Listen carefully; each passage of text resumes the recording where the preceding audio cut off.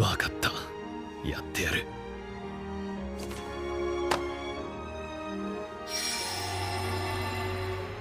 お前は俺の唯一無二だ。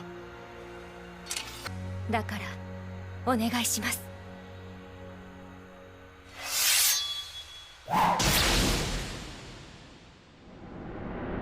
So here we are once again with Unnamed Memory, and this is the 8th week of the show.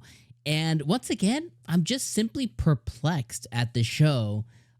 Once again, we are, and how many times can ya boy say once again?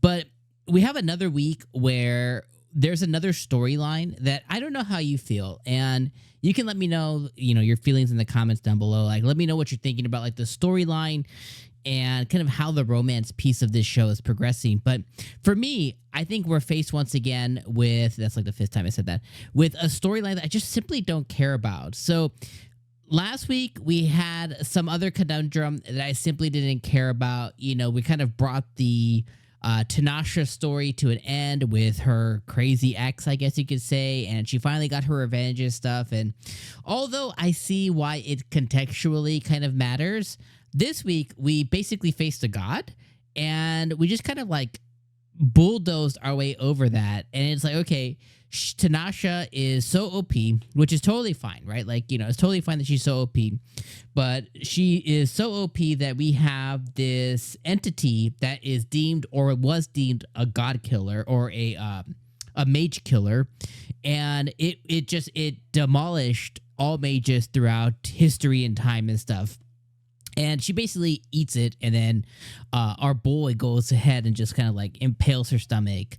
And again, we're just faced with the fact that we didn't really move the romance, piece of it forward, which is really all I really care about, is just this, very interesting prince taking an interest in this really old mage, really old witch, and her kind of like falling in love for the first time. Now, we do get semblances of that. Like, we do get moments of that, like at the end of the episode where they're sharing the bed. He reaches over, kisses her on the forehead, and she gets overly embarrassed and shocked, and she gets all rosy about it. But really, the rest of the episode really didn't get any of that. It also did introduce Urza or LZ, some blonde girl, and another dude. And essentially, they're just going to be in love, but this other dude killed her husband, but then we're just going to gloss over that as well too. So just simply from a storytelling perspective, it's just really, really messy. And I'm trying to really like it. Like, I really am, because I genuinely do like it. I think Tanasha is a really good character. I think Oscar is a really cool character.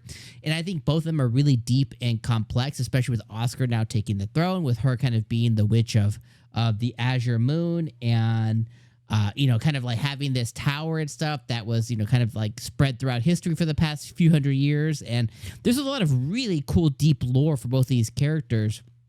But just the stories that they're presented, I'm just like, I just simply don't care about them. And for me, that's like hurting the show quite a bit, is because I don't care about them. I only care about like the ending of the show. Is like, oh, her being a cat, cool. Learning that Oscar has some deep sealed away magic. Okay, that's a cool thing. Let's explore that a little bit more next episode, I hope. Them kind of sharing a moment at the end of the episode, cool. 2 thumbs up there. But then you have the other, 18 minutes or so of just finding out this character who is going to come and go, just like prom night, essentially. It's going to be over in an instant. All the build up for nothing for that one moment of blah, So, and if you got that, you got that. But that's kind of how I feel about the show right now. It's like there's a lot of really good stuff here, a lot of really good characters, a lot of really good potential. But then they kind of throw us these storylines, and I'm just like, I just don't know about it. And again, like I said, these are just my feelings. Like, you could love it. You could maybe it's one of those like turn your brain off things. Like, you're not even thinking about the story. You're just in it to see on how Tanasha and Oscar end up kind of like melding together. Like, will they consummate? Will those things kind of come to play?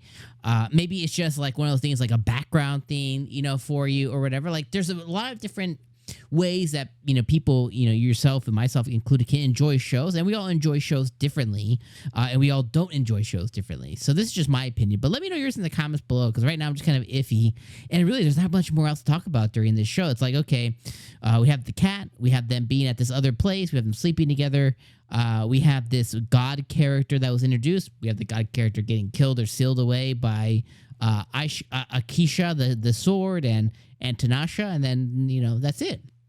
So anyways, that's kind of how I feel this episode. Let me know how you guys feel about the show and everything so far, but it's fine. Like, it's fine. It's just another show that has a lot of really high potential that's just kind of wasting it for me. But again, I can definitely see if those folks, you know, maybe yourself, you know, enjoying it. Maybe it's just turn your brain off. Don't, you know, not even thinking about any of the story, you know, just kind of seeing two pretty characters. Hopefully they come together. I could definitely see that side of it too. So anyways, very interested to read the comments this week, but those are my feelings. If I had to put a number on it, I would say this week was a 6 out of 10. Very, you know, very fine, mostly uninteresting to me, but just fine, you know, just watchable. So let me know your guys' thoughts. Look forward to reading them. I'll see you next week. Peace.